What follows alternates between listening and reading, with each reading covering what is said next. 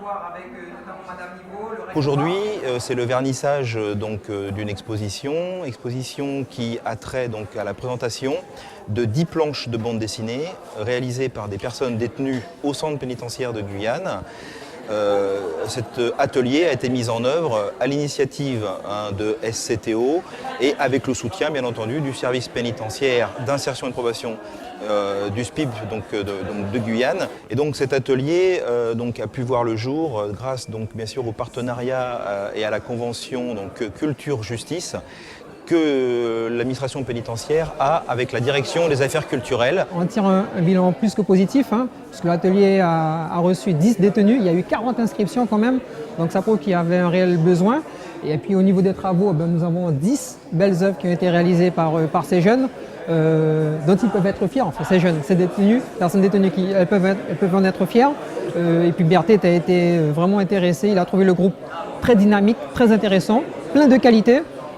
Puis l'ensemble des partenaires également ont été satisfaits de cette action avec aujourd'hui le vernissage, l'exposition qui va se poursuivre sur une semaine ici au bar des Palmises. Donc voilà, nous sommes satisfaits vraiment à tous les niveaux.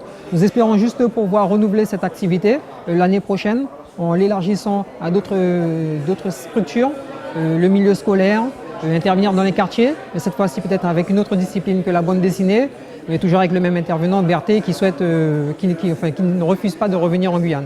Alors, dans le cadre de cette exposition, j'interviens en tant qu'auteur, dessinateur. Je suis le référent, le fil conducteur de cette exposition. Au-delà de la bande dessinée, évidemment, il y a un message à faire passer auprès des détenus.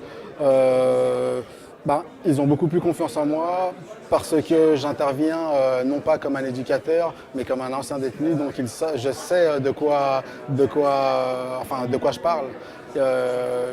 On traite vraiment d'égal à égal. Et en fait, je tente de leur faire passer plusieurs messages, des messages qui peuvent être, malgré moi, comme par exemple le fait de passer par la case prison.